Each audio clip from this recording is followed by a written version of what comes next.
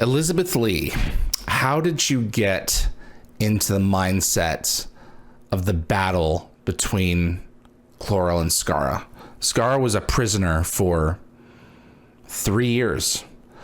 And I'm curious as to how you approach this, because in Pretense, Skaara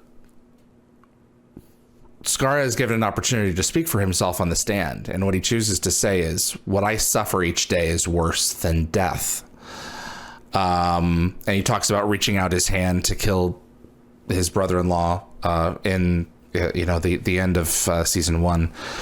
How would you describe what it was that you interpreted Skaara as being put through by Klorel? Was it just a never-ending nightmare? And how do you resolve the PTSD coming out the other end? All right, so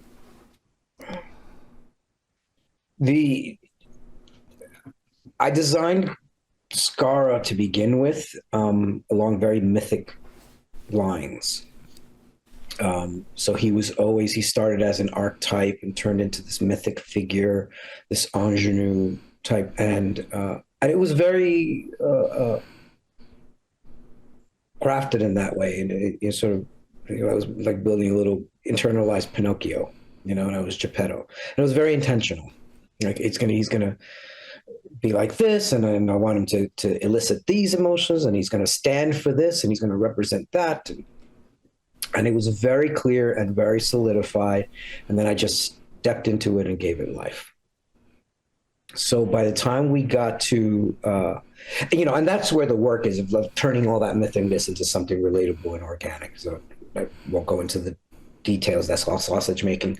But that would be the effect. So by the time Klorel came around, it became really easy. And it's almost meant to be, like I couldn't have planned for it, but I instinctively did plan for it. And so as Klorel came around, it was a very simple matter of taking that and creating his nemesis. So it's the Anti-Skaara. And it really is that simple. It's complicated in the real time thing, but the idea of it is very simple. I just flip the coin. So every single attribute that Skaara has is just opposite. It's just bizarro opposite on the other side. And as mythic and archetypical as Skaara is, so too became mythic and archetypical arch villain, in Klorel. And these two things internalized.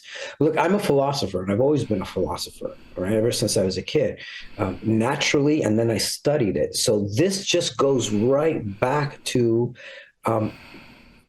most human beings' sort of central conflict with themselves, right? And the id and the ego and the super and all these things. And since I was a student of that already, all I really had to do for myself was let it play out in the ring in my head, and take notes and eat the popcorn, just watch all the and sort of duke it out. I mean, it's funny now, but of course the actual practice of it is harder. But it serves, this is the hostile part of our work, the hazardous part, because on the one hand, you're on this little hamster wheel, you're exercising all of these ghosts and all of these demons and all of these things that people accumulate through life. And as actors, we are fishermen as well. We don't just get the barnacles on us, we go out and net some more. Like, let's go look for trouble. Put it in a box, save it for later to cry over. Right? That's what we do. So now that we have who are our contestants? Oh, it's Skaara, and it's Klorel. Fights, exactly. Man, and you just let your psychology go. Like, I've got playlists, like mixtapes for both of them going on. And I'll sit, not just for them, but a lot of characters that I do. There are times I have full just sort of meditation sessions where I sit, in the dark and listen to music. And was you're like meditating on the work before a project? Pardon? Like meditating on the work before a project?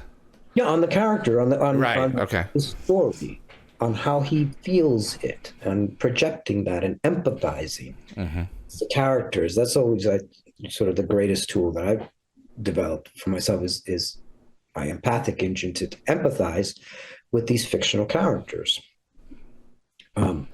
Because I let them borrow that piece of me to get inside of it and look at the world through their eyes and let that affect me.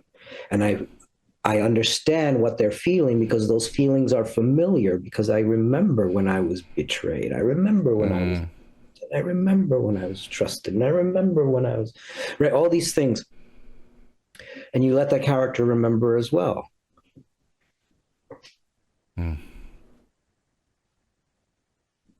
So yeah, once you got it, it became simple in that regard.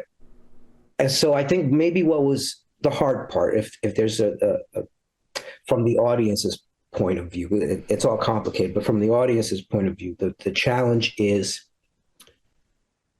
having that fight be expressed in a way that you as the audience can see, but only in flickers. Like you're in a dark room and there's a strobe light. And so all you're seeing is just one frame of a whole story that's happening in the dark. And you see one frame and then it's back to the darkness. And your mind has to wonder, like, what else is happening in that darkness in between those moments of flicker that you see? And every time you get a glimpse into something, it's hopeful and horrifying at the same time. And you don't want to know what you see in that moment of light because it's too clear. And then it goes back to black. So that's like, these are all the ideas that I was playing with the whole time. Line by line, shot by shot. Which frame of the strobe light are we on at that moment? Wow. I think that fundamentally, the character Klorel is pretty darn. I mean, when you have to stand them side by side, you know, I would say that Skaara is the stronger ultimately because he's able to hang on in the darkness. I would have loved to have seen just an episode focusing on you as just straight up Klorel fighting or the battle inside while also fighting his enemies on the outside. Skaara had to have been throwing some punches the whole time. That would have been incredibly cool if that could be done. That'd be really fascinating. You know, just line up my enemies. You know, waiting for me. Thanks for watching this clip from Dial the Gate. You can find the full live stream shows on our YouTube channel or visit dialthegate.com for the complete schedule. See you on the other side.